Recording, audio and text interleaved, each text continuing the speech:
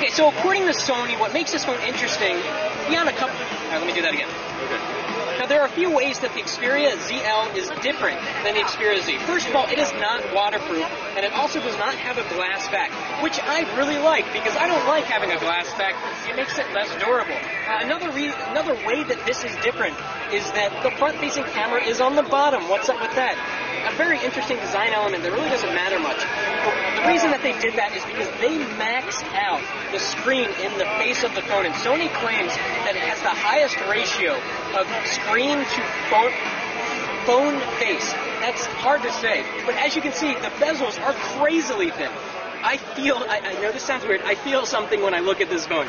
It just is so futuristic looking. Around the back, we've got the same 13-megapixel camera. We've got a little butt flap here, which has butt flap, lovely name. Yes, butt flap. We've got the space for the space for the micro SIM card and the micro SD card, which is great. Expandable storage. Now the battery on this is a little bit smaller than the Xperia Z. The Xperia Z was 2,400 milliamp hours. We really didn't mention that. So this is about 2370 milliamp hours. And so everything else is the same here compared to the Xperia Z. We've got the 1080p screen, which is 1920 down by 1080 across. The same amount of pixels that's on the TV hanging in your living room, most likely. It's got a 440 ppi, and I gotta say, the screen actually oddly looks better on this, and maybe it's just me because I'm freaking out about this phone, but it just seems to have better viewing angles and slightly better contrast. Now, another thing to notice here is that we get an LED notification.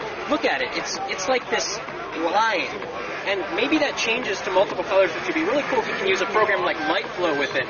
So inside, we've got the same specs as the Xperia Z and the Optimus G and the Nexus 4, that awesome combination of the S4 Pro with 2 gigs of RAM, which means that this guy is fast.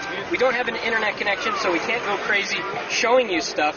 We've got Android 4.1, we've got the Jelly Bean in the house, and let's jump into the camera, and you'll see what I mean, that the position of the front-facing camera really doesn't matter, because look, you hold your hand here, you hold your hand here, and that might happen once in a while where your hand's covering it up. Say hi to everyone. Hi, hi, hi, and back to the front. And as we know from previous, oh, that's really cool. I was going to say, as we know from previous Sony devices have very awesome cameras. Here's something that's really interesting, and oddly it's not doing it now. Let's go back into the camera app. Check this out. It takes up the entire frame, then we get these 3 dots, and if you tap the 3 dots, boom, that little guy pops out with those on-screen Android buttons.